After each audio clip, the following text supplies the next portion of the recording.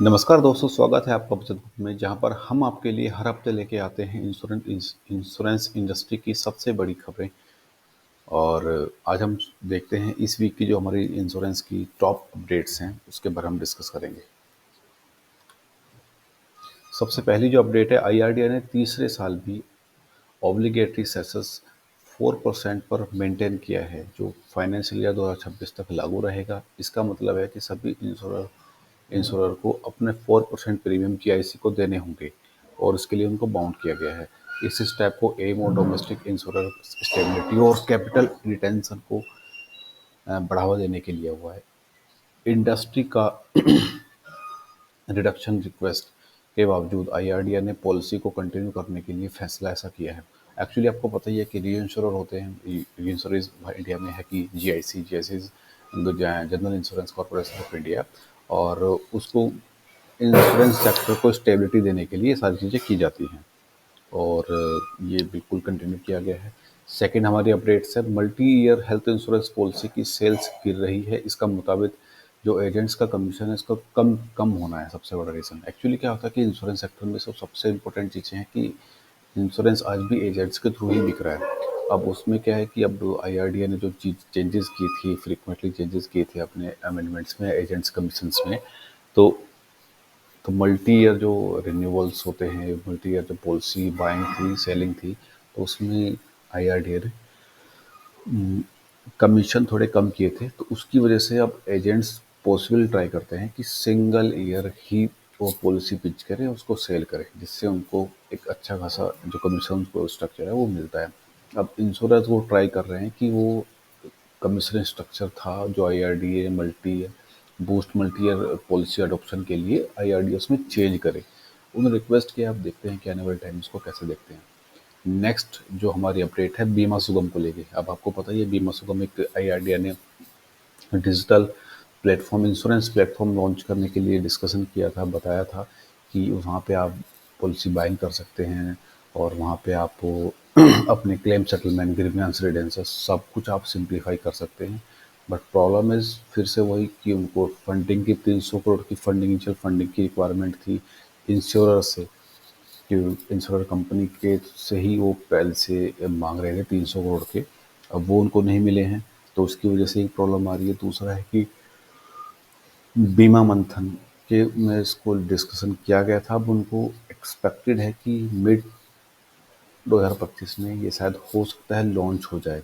लेकिन backward of the story कुछ लोग ये भी कह रहे हैं कि जो पॉलिसी एग्रीगेटर्स हैं, जो ब्रोकर्स हैं, वे नहीं चाहते कि बीमा बीमा सुगम जैसा प्लेटफॉर्म आए, जैसे यूपीआई है और सारी चीज़, जैसे पेटीएम पहले काम कर रहा था, वो चीज़ें जल्दी से आएँ।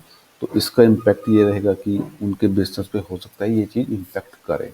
ये तो आने वाला टाइम में बताएगा ये बीमा सुगम आएगा और किस तरीके से काम करेगा और इसका इम्पैक्ट क्या होगा मार्केट पे।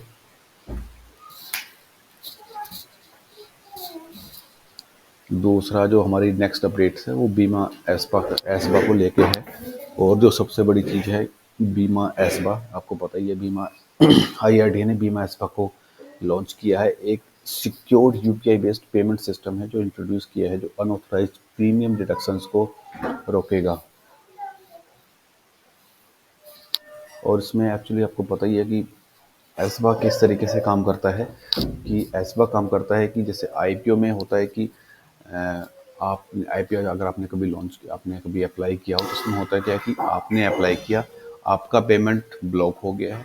अगर आपको आईपीओ लॉन्च आपको अलॉट हो गया है तो आपकी पेमेंट डिडक्ट होगी, अगर नहीं हुआ तो आपका पैसा रिफंड आ जाएगा। सेम एज इंश्योरेंस में ये कैसे काम करेगा कि आपने कोई पॉलिसी बाई की, बट प्रॉब्लम इज पॉलिसी आपके अभी के टाइम पे क्या होता है कि पॉलिसी आई और पॉलिसी आपने बाई कर ली है और वो रिजेक्ट होगी, अपने पेमेंट पहले कर चुके होते हो, बट उसमें रिफंड आने में बहुत डिले हो जाता है।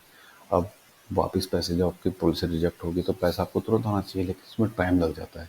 तो गवर्नमेंट आईआरडीए प्लान कर रही है कि एज बार इसमें काम करे कि आपको पहले पॉलिसी के लिए ब्लॉक हो जाए, पॉलिसी आपको अलॉट हो गई, मिल गई, आपको पॉलिसी इशू हो गई है, तो आपका पैसा डिडक्ट हो जाए। अगर आपको पॉलिसी नहीं मिली है तो वो पैसा आपका इमीडिएटली अनब्लॉक होके आपका पैसे आपके अकाउंट में आ जाए। पॉल्यूशन अच्छे ही, आप ये देखना ये कितनी जल्दी इम्प्लीमेंट हो सकता है।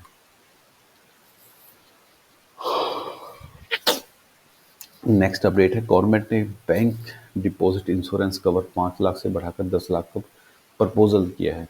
अब बैंक का जो इसमें कंसर्न है कि ये आप 10 लाख जो करने जा रहे हो तो उसकी आप कवरेज बढ़ा रहे हो, कवर बढ़ा रहे हो, तो प्रीमियम भी बढ़ेगा। अब प्रीमियम बढ़ेगा तो उसका जो प्रीमियम पे कौन करेगा? अब बैंक चाहते हैं कि वो प्रीमियम गवर्नमेंट पे करे। अब उसको देखना है कि ये कितना हो सकता है, कितना नहीं हो सकता है, क्योंकि पहले अभी कुछ टाइम पहले ही इसको आई थिंक 1 लाख से 5 लाख किया गया है। गवर्नमेंट कह रही है कि 5 लाख से 10 लाख किया जाए।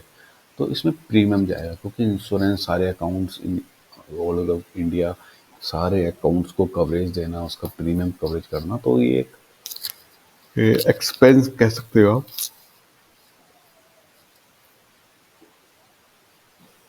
तो इसको डिस्कशन रहेगा। अब अभी ये गवर्नमेंट इसको डिस्कशन कर रही है कि हम क्या कर सकते हैं, कैसे कर सकते हैं। अब दोनों तरीके से इस चीज़ को लेकर डिस्कशन चल रहा है। अब ये तो आने वाला टाइम ही बताएगा, तो इस पे किस तरीके से फाइनलाइज डिसीजन होगा। आई आर नेक्स्ट हमारी अपडेट है, आईआरडीए ने 7 मेंबर पैनल अपॉइंट किया है जो इंश्योरेंस एक्ट अमेंडमेंट का इम्प्लीमेंट करेगा। अब इसके जो पैनल के लीड हैं वो एसबीआई चेयरमैन दिनेश खारा हैं, जो एक्स एसबीआई चेयरमैन हैं। और वो जो उनकी सबसे इम्पोर्टेंट चीज़ें हैं वो डिस्कशन किस चीज़ पे करेंगे, तो 100% एफटीआई इंश्योरेंस इम्प्लीमेंटेशन है, उस पे डिस्कशन होना है। एक composite insurance license for multi segment insurer की कंपोजिट लाइसेंस सबको मिल जाए, उस पे वो डिस्कशन होना है। रेगुलेटरी एडवांटेज की स्ट्रीमलाइन इंडस्ट्री के लिए, कि इंडस्ट्री रेगुलेशन स्ट्रीमलाइन करने की, ताकि इंश्योरेंस सेक्टर में तेज़ी से ग्रो कर सके, क्योंकि एक्चुअली बहुत प्रॉब्लम है। ये सेक्टर ऐसा है, रिक्वायरमेंट सबको है लेकिन ग्रो बहुत स्लो है इसकी, इतनी फास्ट नहीं, क्योंकि सेलिंग मिस सेलिंग बहुत चीज़ें होती है इसमें। नेक्स्ट हमारी अपडेट है, प्लम एक leading insurance tech 6 billion invest करेगा पर्सनल इंश्योरेंस में। अब एक नया ब्रांड आया है इसमें निकल के, जिसका गोल है 2025 तक 1 करोड़ लोगों को कवर करना है। और जो ये मेन फोकस करेगा अफोर्डेबल पर्सनल हेल्थ इंश्योरेंस पे करेगा, AI based claim settlement fast track करने पे होगा, और कॉर्पोरेट और पर्सनल इंश्योरेंस के बीच में गैप ब्रिज करने का होगा। सरकार ने फ्री लुक पीरियड को 1 साल तक बढ़ाने का प्रपोजल दिया है, ताकि पॉलिसी होल्डर्स का फुल रिफंड का ऑप्शन मिले, और अगर ये सेटिस्फाई नहीं है तो। अब एक्चुअली अभी होता क्या है कि पहले था ये 15 दिन, अब है 30 दिन। फ्री लुकअप पीरियड क्या होता है कि इसमें फ्री लुकअप पीरियड होता है कि आपको पॉलिसी नहीं समझ में आ रही है, आपने क्लेम नहीं लिया है, आपको मिस सेलिंग कर दी गई है, तो आप उस पॉलिसी को बाय बैक कर सकते हैं। मतलब उसको आप पॉलिसी को सरेंडर करके आप अपना पैसा रिफंड ले सकते हैं। अब गवर्नमेंट कह रही है कि अगर किसी बंदे ने मिस सेलिंग कर दिया, उसको पता चल गया है, तो वो इंश्योरेंस कंपनी को बताए और उसको आप रिफंड कर सकते हो, अगर आप क्लेम नहीं लिया है तो। बट अब इसमें गवर्नमेंट भी, इसमें आईआरडीए भी इम्प्लीमेंट कर रही है कि कस्टमर को कॉल बैक करे, वेरिफिकेशन करे, जो उसको पॉलिसी बेची गई है तो उसको क्रॉस वेरीफाई करेगी, जो उसको सब कुछ पॉलिसी के अंदर है, कस्टमर को वो सारी चीज़ें पता है नहीं पता है, और उसको क्रॉस चेक हो जाए। ये एक अच्छा स्टेप है, बट देखते हैं ये होगा या नहीं होगा। बीमा वाहक एक woman centric insurance sales force है, जो अप्रैल 2025 में सॉफ्ट लॉन्च के लिए तैयार है। ये पार्ट है बीमा ट्रिनिटी इनिशिएटिव का, जो इंक्लूड करता है बीमा सुगम, बीमा विस्तार। मैंने आपको बताया था बीमा सुगम भी एक प्लान है जिसे मार्केट प्लेस बनाने के लिए, और बीमा विस्तार है अफोर्डेबल कंपोजिट इंश्योरेंस प्लान के लिए। और इसका मोटिव है रूरल जो अंडर सर्व्ड एरियाज हैं उसमें इंश्योरेंस की प्रमोशन बढ़ाने के लिए। नेक्स्ट हमारी अपडेट्स है, इंडिया में health insurance premium 1 lakh crore के ऊपर चली गई है 2029, जो सिर्फ 2000 फाइनेंशियल 2025 के 10 महीनों में। ग्रोथ रेट उसकी है 10% पर ईयर। लास्ट ईयर जो ग्रोथ थी वो 20% ग्रोथ के साथ ग्रो हुआ था। अब इसमें इंडिविजुअल हेल्थ इंश्योरेंस प्लान 13% के साथ बढ़ा हुआ है। ग्रुप हेल्थ इंश्योरेंस भी सेगमेंट है वो अच्छा खासा बढ़ा हुआ है। बट गवर्नमेंट हेल्थ स्कीम में 9.7 की गिरावट देखी गई है। Rising media medical inflation, affordable concerns बढ़ रहे हैं। नेक्स्ट हमारी अपडेट है, आईआरडीए अगले 18 से 24 महीनों में मेजर रेगुलेटरी चेंज लाने वाला है। चेंजेस आते रहते हैं, चीज़ चलती रहती हैं। जो उसमें बिग जो मेन कंसर्न रहेगा वो है रिस्क बेस्ड कैपिटल फ्रेमवर्क। जैसे इंटरनेशनल स्टैंडर्ड के मुताबिक जो हमारा चेंजेस होने चाहिए, जो अपडेट्स हो रहे हैं इंटरनेशनली, तो उसको भी यहाँ पे इम्प्लीमेंट किया जाए। और इंडियन अकाउंटिंग स्टैंडर्ड के को इंश्योरेंस फर्म के लिए अपग्रेड करने के लिए, जो अकाउंटेबिलिटी होती है, जो अकाउंट ऑडिट्स होते हैं, उनको स्टैंडर्डाइज करने के लिए और stronger corporate governance and risk management protocols introduce करने के लिए ये चेंजेस इंडियन इंश्योरेंस सेक्टर को ग्लोबली कॉम्पिटिटिव बनाएंगे। नेक्स्ट एंड फाइनल हमारी अपडेट है, एचडीएफसी लाइफ पर 2400 करोड़ की जीएसटी डिमांड हुई है और टोटल इंश्योरेंस इंडस्ट्री का एक्सपोजर 5500 करोड़ तक जा सकता है।